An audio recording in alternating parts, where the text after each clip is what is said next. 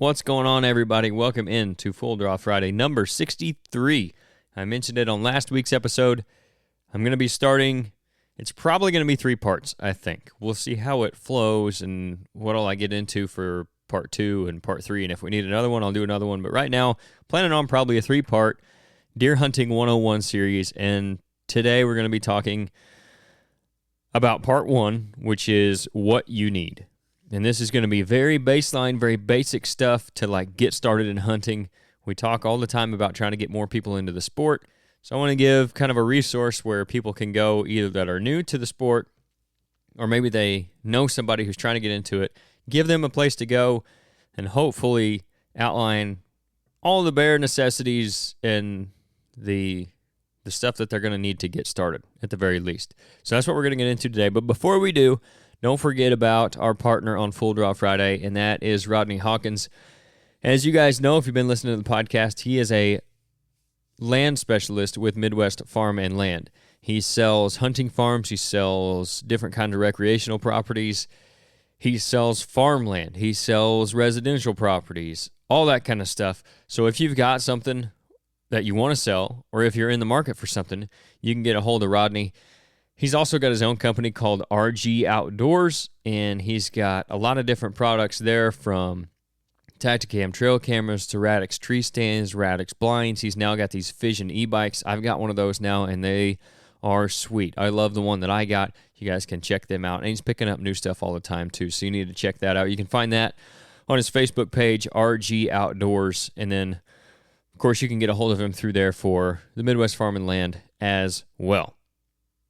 That said, let's get into Deer Hunting 101, Part 1 on Full Draw Friday, number 63.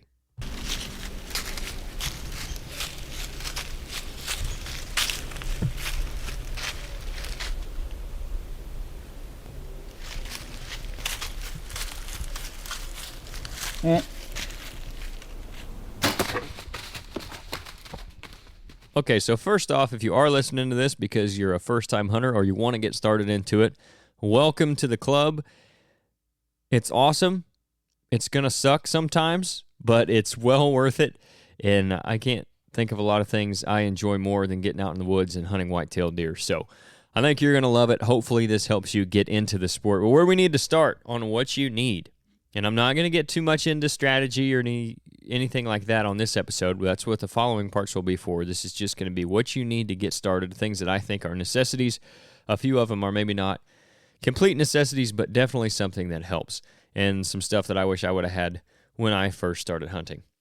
The very first one, depending on what state you're in, and I'm going to base a lot of this off of Illinois because that's where I'm at, that's what I know, check in and see if you need to get a hunter safety course taken and get your card for that certifies you as completed through the hunter safety course or whatever your state might call it. I know in Illinois that's a requirement.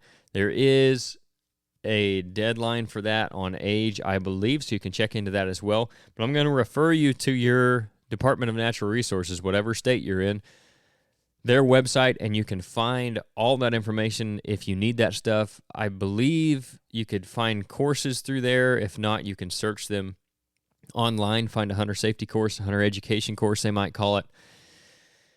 And you could take that. Usually, at least when I took mine, is a 2-day deal. You went in for a weekend, you took 2 days of classroom stuff, you took a test at the end. It's very basic, just so they have at least a baseline knowledge level for everybody that's going to be hunting. Once you get that, if your state requires it, then you can go buy your hunting license. You don't have to do that in your state either. There's always the option of going out of state. So maybe if you're somewhere where you don't have a lot of deer, or you think you just want to go try somewhere else, I would recommend, if you do have a deer population or a herd where you're at, trying that first. It's going to be significantly cheaper, and you can get into a lot of hurdles you have to clear in certain states depending on where you want to go. In Illinois, I know for sure you can just buy over the counter. I believe Missouri's the same way, but it's incredibly expensive compared to what it is if you're a resident, and that's the way for a lot of different states. So once you have your hunter safety course, you can get your hunting license in your state. It's not going to be incredibly expensive if you're a resident. Once you get your hunting license, I know in Illinois you also have to have a habitat stamp in order to hunt deer. So make sure you've got all that stuff taken care of. When you go, like, you can buy them at a Walmart or your local sporting goods store, somewhere that sells them. Just tell them, if you don't know exactly what you need, tell them what you're going to do, and they should be able to tell you everything that you're going to need to purchase. And they're not going to try to sell you on anything either, because they're not making a ton of money off that. So it's not like if they sell you 4 stamps that you don't need, they're making more money off of it. They should be pretty helpful with it, especially if you go into like a pro shop or something, and I'm going to talk a little bit about that in a minute. But they should be really helpful in getting you pointed in the right direction, tell you everything you need on your hunting license. Once you get that, that's when you get into your permits. Now, there are states, again, that do it differently, but at least for Illinois, and I think probably a majority, you have your hunting license, and then your permits are separate. In Illinois, you can buy an antlerless only statewide bow permit, or you can buy an either sex combo permit, which gives you one tag that you can use on a doe or an antlered deer, so antlerless or antlered. And that becomes important because sometimes you run into does that have antlers, so it's not a doe tag, it's an antlerless tag. Sometimes late season you might shoot a buck that doesn't have antlers. You can use your antlerless tag for that. In Illinois, I believe the restriction is 3 inches on the antlers, so if it has less than 3 inches of antlers on its head, if it's a button buck or a spike, you can also use your antlerless tag on that. But if it's anything bigger than that, you have to use your antler tag, which is that either sex tag, and they will also give you an additional antlerless tag with that if you buy it over the counter. There are obviously landowner permits too. You have to, I believe, apply for those every year. I'm not 100% familiar with that, but again, and from state to state, that's going to vary. In Illinois, if you're wanting to firearm hunt, there is usually a day in October where you can go buy your tags over the counter, but if you're in one of the more popular counties, you'd better get there early, and sometimes there won't be any left over anyway. So that's just everything that's left over from their draw system, their application system that you do earlier in the year. So if you're wanting to firearm hunt, especially in Illinois, it's very likely it's too late at this point for you to get that done, unless maybe you got landowner tags or something. But for next year, just know that you can apply for those out of season early. I don't know when the dates are exactly for that, but that's something, again, you can find on the DNR website. And depending on what state you're in, that's going to change as well. But for archery tags, at least in Illinois, you can buy a statewide tag, which means you can hunt in any county with this archery tag. You can get antlerless only, or you can get an either sex combo, so an antlered deer or an antlerless, and then another antlerless with that. You can shoot as many as 2 bucks in Illinois, so you can buy 2 of those tags at one time if you think there's a chance that you might shoot 2 bucks in the same sitting. But you can get kind of deep on all the different rules when it comes to permits and stuff like that. So I just wanted to make sure we hit that marker, make sure you got your permits or whatever's required for your state for their tagging system. Some states you don't have to have the physical permit on you. Some states I don't even think you have to buy a physical permit. You can do it online. You can have it on your phone. You check them in that way. So if that's the state that you're in and you can do that, absolutely, by all means, go do that. So now that you've got your hunter safety course, you've got your hunting license, and you've got your permits, that's great. But what are you going to do at this point, other than maybe jump out behind a bush and try to scare the deer to death, right? You need a weapon of some sort. Preferably not your vehicle. Preferably not like a baseball bat. So what you're looking at, if you're firearm hunting, obviously you have some kind of firearm. And there are restrictions on that. In Illinois, it has to be a straight wall cartridge rifle. And I believe it has to be single shot or has to be modified to that. Same way with the pistols. They have to be modified to a single shot. If it's on like an AR platform, slugged shotgun, slug barrel, shotguns, rifled, not rifled, whatever it is, slug guns are illegal in Illinois. Muzzleloaders, that's going to be, again, dependent on your state completely, because some states you can use centerfire rifles, some states you can't. They have black powder seasons, and there are a lot of different seasons, dates, and stuff for firearms.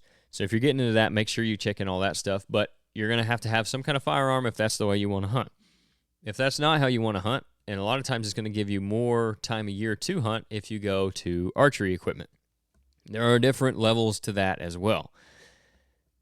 If you want to be Fred Bear, you can go buy a traditional bow and get you some feathers off a turkey or something and put it on a wooden arrow shaft and knock yourself out. If you want it to be a little bit easier, you can go get yourself a compound bow, and they make a lot of them at very reasonable prices, so you don't have to break the bank on that to get started. Now, do realize that it's going to cost some money. You can go buy a cheapo bow at Walmart or like some kind of sporting goods store. Again, if you're not sure if you're going to like it, if you're not sure you're going to even want to do it again next year, you can get proficient enough with one of those to hunt and to see if you're going to like it or not. It's just not going to be as tunable. It's not going to be as accurate as consistently as a better bow would be.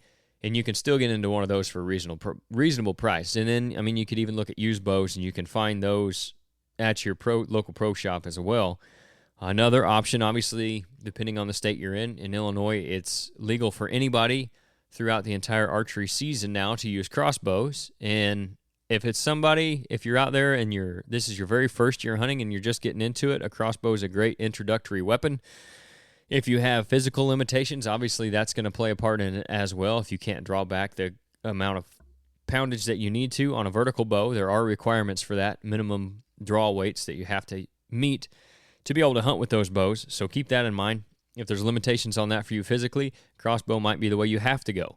But it is an option, and I wouldn't say I encourage it if you don't need it, but if it's what's going to get you in the woods for the first time, then by all means, you can find crossbows at extremely affordable prices for what they are. If you take compared to a vertical bow, the same price range, you're getting more bang for your buck, more bow out of a crossbow at lower price points than you are your vertical bow. But it's not completely a different sport, but it definitely changes the game. It's more similar to a firearm in the way it's set up. It's got a trigger pull on it. You got a scope on them, that sort of thing.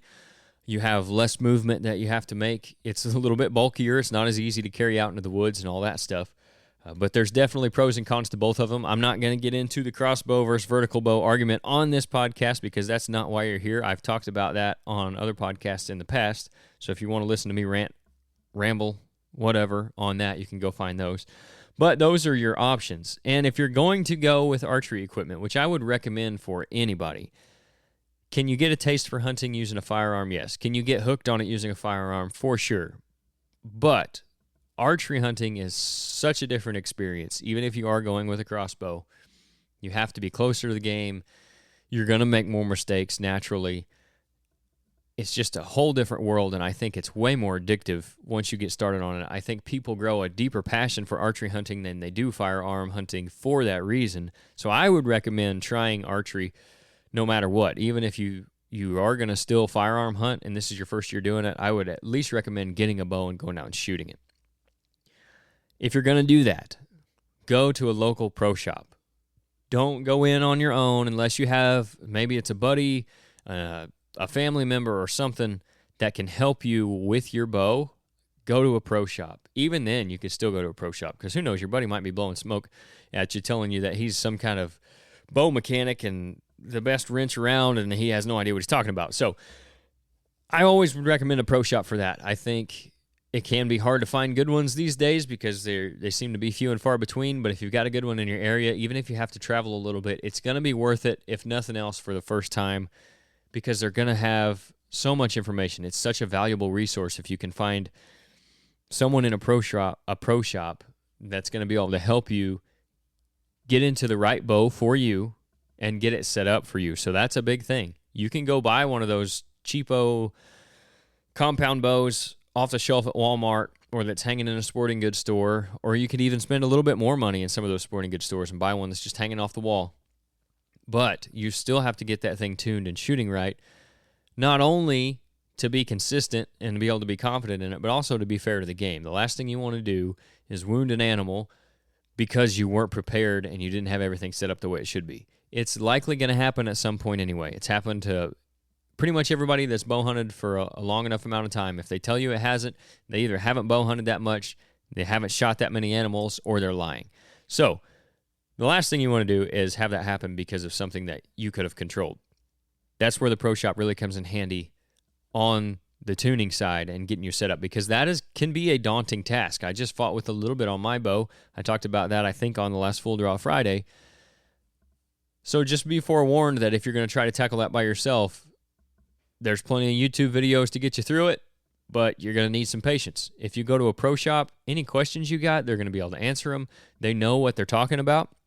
And not only that, on the setting up, and things of that nature. They're also going to be able to get you all the necessary equipment that you need for your bow. There's a ton of like ready to hunt, whatever they call them. I don't remember. There's all kinds of different little phrases they use for them, but basically you can buy a bow package that'll have a sight, a rest, and maybe a quiver on it, and it might have a D-loop already tied on it, and maybe it's got a peep sight with it or something. All that kind of stuff, you can find a package deal and get all that on the bow. If you go into the pro shop, they can set you up with that, and then they can also get everything aligned that's going to fit you right. That way it does fit you correctly. They can also help you with something else that can be extremely daunting, extremely intimidating if you're new to it, and that's finding the right arrows and the right broadheads and the right fletchings and all of that stuff. If you're just getting started, you don't have to buy the latest and greatest everything, and that goes for the bow, that goes for the sights, that goes for the rest, anything like that, the releases. But you still need something that's going to work. You need something that's going to be effective. You need something that you can use confidently. So the guys at the pro shop are going to be able to help you find that happy place between the cheapest piece of junk that you could find and something that's incredibly expensive that like pro guys are shooting. And that goes for arrows and broadheads as well. Again, just like the bows and crossbows, I'm not going to get into the broadhead argument on this podcast. We've talked about it before. There's pros and cons to a fixed blade. There's pros and cons to a mechanical. There's different scenarios where I think each has their benefits over the other one. But the guys at your pro shop are going to know what's going to work best for you based on the poundage that you're drawing, based on your draw length, the shots that you're going to be taking, all of that kind of stuff they can take into consideration and make a recommendation for you, and then you can ultimately make the final decision. But I would definitely lean on their expertise when it comes to that kind of stuff. It's just going to make your life so much easier because you can spend so much time and money on equipment, and then if you don't know how to use it or you got something wrong, it's going to be a big pain, and you're going to have to go through all of it again. So if you can knock that stuff out in the beginning, it's going to save a lot of time and money. A release is another one that they're going to be able to help you with. What kind of release you want to get? Most likely, if it's your first time, they're probably going to recommend you an index release just because it's a lot easier to use. It eliminates a lot of operator error. You can control it a little bit better than a back tension release or something like that. So keep that in mind as well, and I'm going to get into that a little bit as we get down here on this list that I got. But that should get you set up on the archery side of things. Go to a good pro shop, and they're really going to help you out. Another thing you want to get when it comes to your archery equipment is a good target, and make sure you get one that can take broadheads and field points. It's okay to have one that just takes field points if maybe you don't plan on hunting yet. You're just getting used to your bow, and you can shoot that thing all day long with field points into it, and the target's going to last for a long time.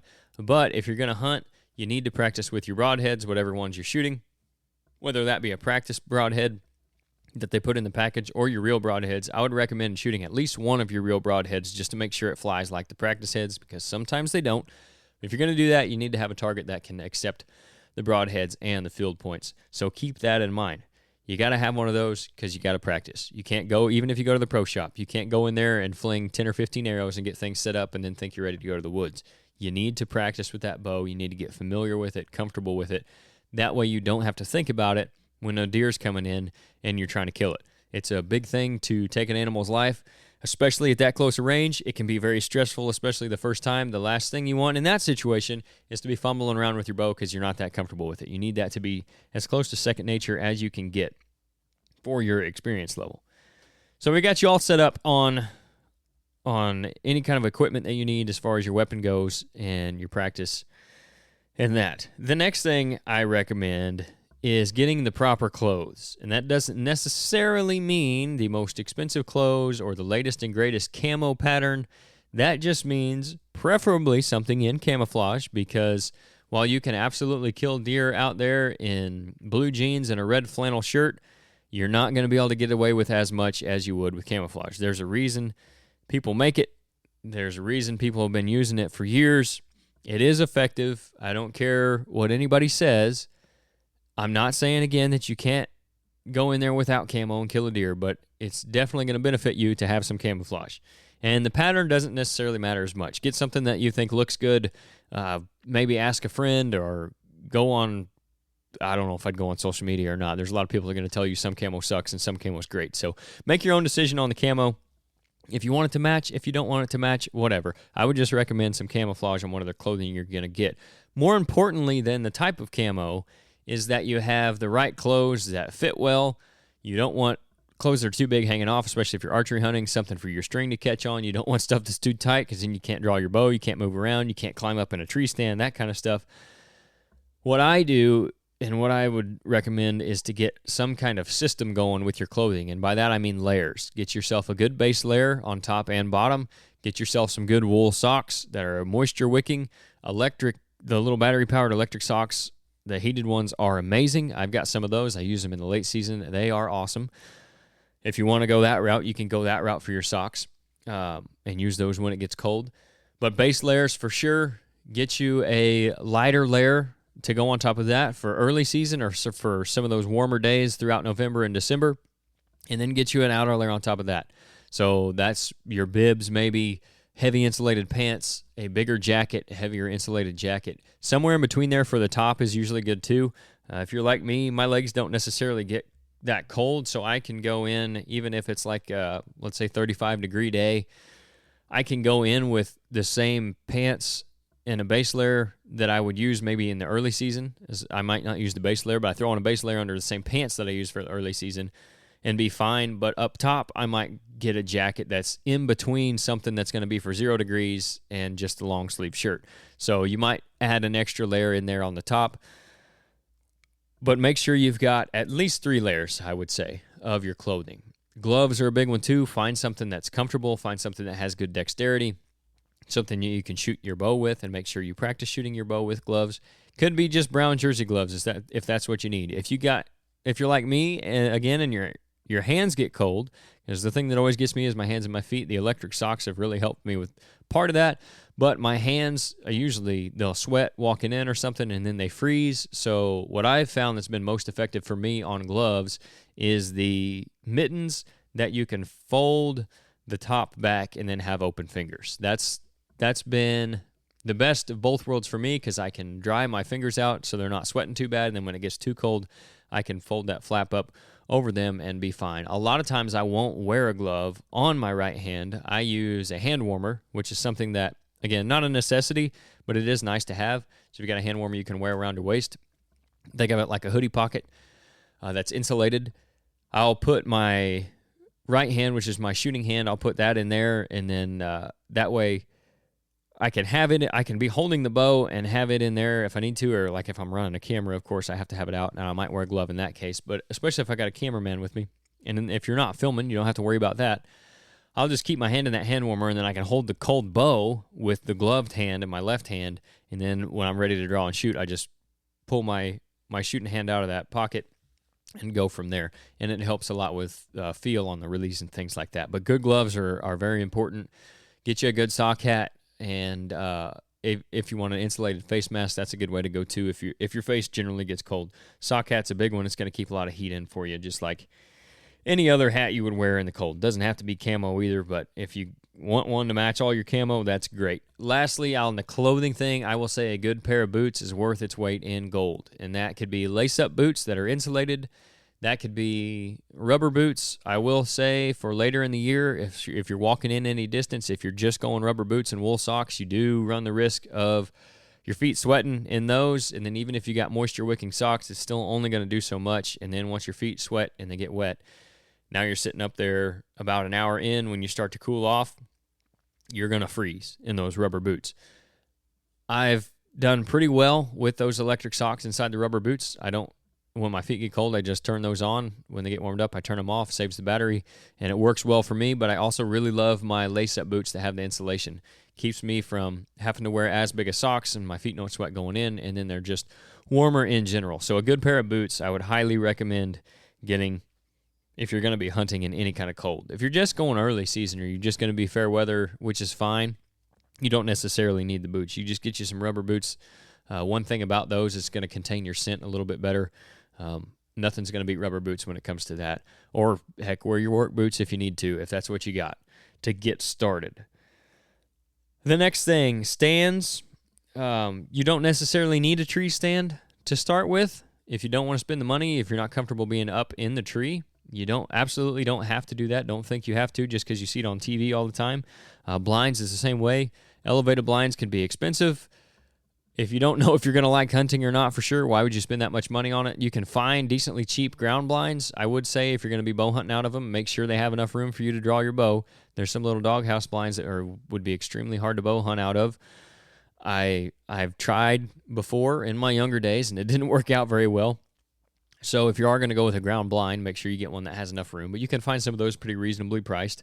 But you don't need that either. If you want to just go sit on the ground, get you a bucket or a milk crate or a stool. You can buy a decent stool for a cheap enough price, and you can just sit out on the ground and get you some cover.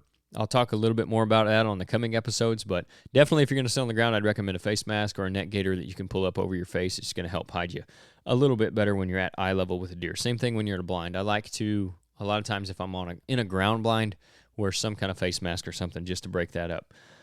As far as stands go, if you do want to go that route, there's a lot of different options. There's hang-on stands, which it's just a stand by itself, and what you got to get some climbing sticks or screw-in steps to get up into the tree, and you strap those on as you go up, and then the hang-on stand is just what it sounds like. It hangs on the tree with a strap that comes with the stand. I always throw an extra ratchet strap around them, at least one. I don't trust the strap that comes with the stand ever by itself.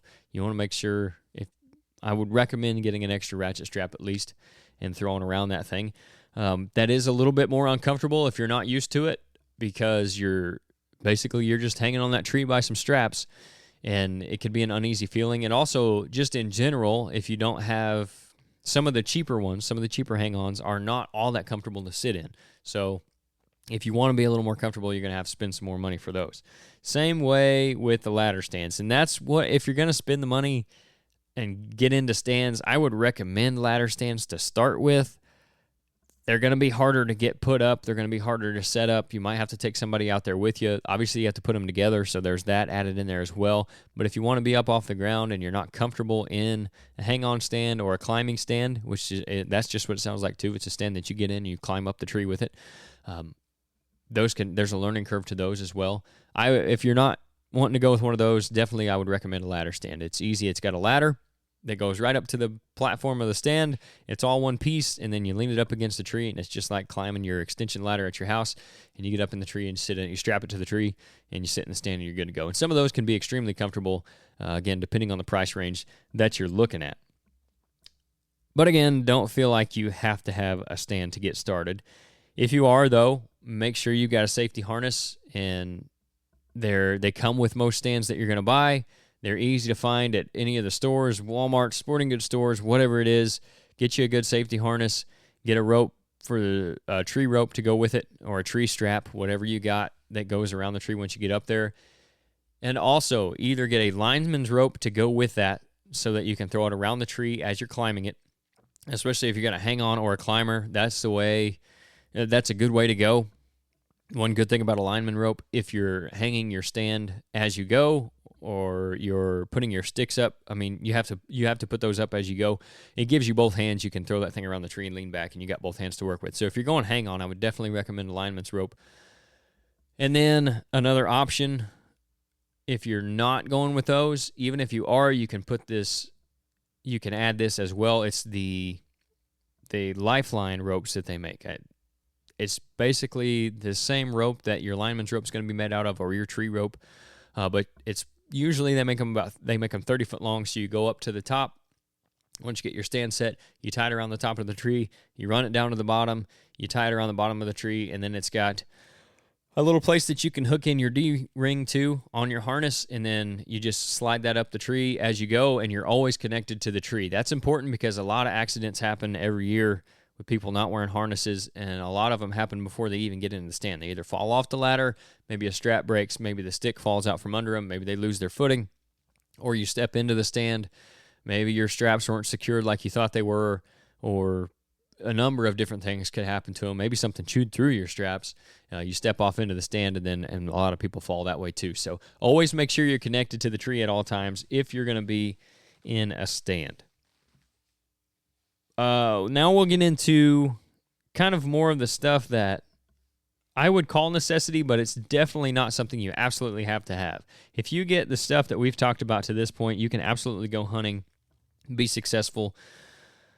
It's just going to be, this is stuff that's going to make life a lot easier. And some of the stuff I didn't have when I first started, and I wish I would have. And one of those that would have helped me a lot when it came to missing deer is a rangefinder, and that just helps with judging distance. There are some different things you can do if you don't want to spend the money on a rangefinder. You can get a decent one at a decent price these days. They're not incredibly expensive. Obviously, we're talking about all this stuff. You're getting into some price anyway, so, I mean, what's another $60 to make sure you've spent all this money and time already to make sure that you know how far you're shooting? If you don't want to do that, though, you can absolutely go step everything off. You're leaving more scent around your stand that you maybe necessarily don't want to do if you're doing it when you're going in there to hunt. But you can go in early when you cut your shooting lanes or whatever, or the spot that you're going to be sitting. Even take a can of spray paint as long as it's legal. I can't think of anywhere that it is illegal, but I'm just throw that caveat in there. It might be for some reason somewhere. But you can step off certain distances and then mark those in paint. So if you got like purple paint for 20 yards, you walk out to 20-yard radius around your stand and you throw a purple strip on a tree or in the grass or something. That can be a way to go, give you kind of a guide. Also, once you've been doing it long enough, you'll start to get a pretty good idea of how far things are, and you can just kind of judge them in the field. But again, it's a very stressful situation, especially for the first time when you got that animal coming in that you're planning on shooting.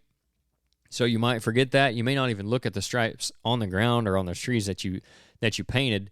If you've got a rangefinder, you can range the animal as it's coming in, but what I always try to do is range spots, and every time I get to a stand, even a stand that I've been in over and over and over, I will range the spots just to reaffirm with myself what's what and how far things are. And then at the very least, if you forget or you don't have time to range the animal where it stands, you have landmarks and you can make your decision based off of that. So rangefinder is a big one for me. If you can afford the extra expense, definitely go for one of those. Another one in that same category would be binoculars. They're going to help you out a lot determining what you're looking at certain distances. Even if it's 50, 60 yards, doesn't seem that far. If it's through the trees, through the limbs and whatnot, through some brush, those binoculars are going to make a world of difference on finding out what you're looking at. It's also fun to be able to sit there, and if you're sitting on an open field or something, you can kind of get a better look at the deer that are coming out. Maybe they're coming out on the other side or something, and you can see whether it's bucks or does or how big they are, and you can just kind of watch them and feel a little bit closer to them, even if you're not. So binoculars are a big one. I always have mine on me when I go out to the stand. If you're looking to kill a buck, if that's your goal, one big one that I definitely would recommend, a bare minimum call, would be a grunt tube. You can pick one up real cheap.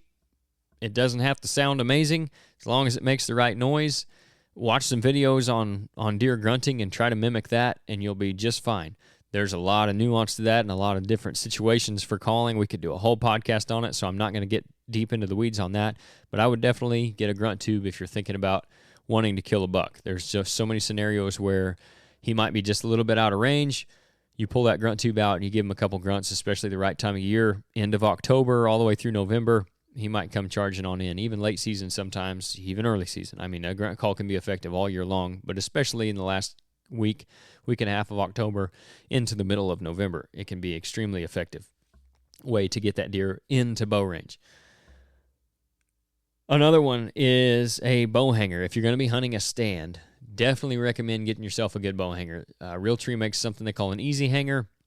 There's a lot of different. HME has some. It's just a screw-in system that folds out so you can hang your bow on it, and that way you don't have to hold it the whole time. Absolutely don't have to have one. I never used one really with my climbing stand. I would always just lay the bow across the front of the climber, but if you don't have a rail or something and you don't want the bow sitting in your lap the whole time, which is, I mean, it's not a bad thing, but it can be kind of a pain in the butt to sit there and have to worry about holding that unless, you don't really want to drop that either. So you spend all that money on it all that time, you drop it, and then you can't shoot it because you don't know what happened to your sight. Maybe the thing blows up. So a bow hanger is a big one for me just to make life easier if you're going to be in a tree stand.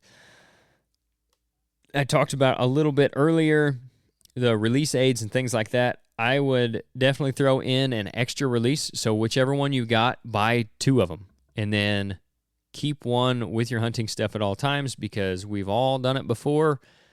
We've forgotten our release when we head out to the stand. If you don't have someone to bring you one, it's good to have a spare. And that goes for ammo too. You can always keep extra ammo with you or with your hunting stuff. That way you have it. A headlamp is a big one for me. So you need a way to find your way in, find your way out. Some guys don't like to use headlights or flashlights at all if they're entering or exiting in the dark, which is fine if you really know your spot and you really know where you're going. If there's no chance of any other hunters being around, if you're hunting public ground or hunting a property where you might be going past where another person might be hunting, absolutely take a flashlight. Forget worrying about scaring the deer. I'm not saying wave it around like you're landing airplanes, but make sure you got a headlight on. There's been multiple scenarios where people have been shot by other hunters that thought they were deer. Deer and people can do a lot of things similar. They can sound similar, even right at dusk. They could kind of look similar coming through the trees, coming through the woods. Deer don't have flashlights. So if you got a flashlight, if nothing else, it can be a good safety measure. So I like to keep a headlamp in with my stuff at all times. A good knife is a big one. This is going to go into, a lot of different uses. If you just need to cut something out in the field, if you need to open something, even if you don't have a tree saw or something, you need to cut a little limb, you can do that with a knife. It's going to dull the crap out of it, but you can get it done. And then, of course, if you are lucky enough to shoot something, you're going to have to field dress that thing. So get you a knife that you can do that with. There's tons of videos on how to field dress deer. And then along with that, I'd also go with some field dress gloves. If you don't, number one, if you just don't want to touch everything in there with your bare hands. Number two, if you got your hunting clothes on, you don't want to get them all dirty, which is where more where I keep them on with my stuff for is just because if I'm wearing long sleeves in my hunting clothes, I'll throw those on. They go up to basically your bicep or even farther, maybe up to your shoulder, some of them. And it's just going to keep things clean so you can get in there with your hunting gear on. You don't have to worry about taking it off and get that thing field dressed. And, of course, the last thing I have on my list, you got all this stuff. You're going to need somewhere to keep it, so get yourself a good backpack. And it doesn't have to be real expensive. They make some decent-sized, cheaper packs, and you're going to be able to get most of this stuff that I mentioned into that. All this stuff, that extra release, your headlamp, keep it in that backpack. And every time you go out to the field, you take that pack. If you forget something, you got an extra in there. And if you don't ever take it out of the pack and leave it out of it, it's always going to be in there, and you're always going to have the stuff you need. Inevitably, you will forget something. I promise. It'll happen. And you might not have an extra in your pack. But be a little prepared.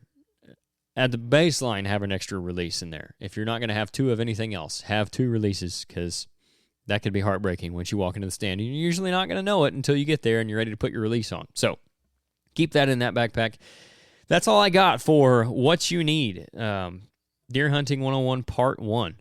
Hopefully that helps you guys out. If there's anything I missed and you're listening to this and you're already a hunter and there's something that just glaringly obvious that I missed, which is very possible, leave it in the comments.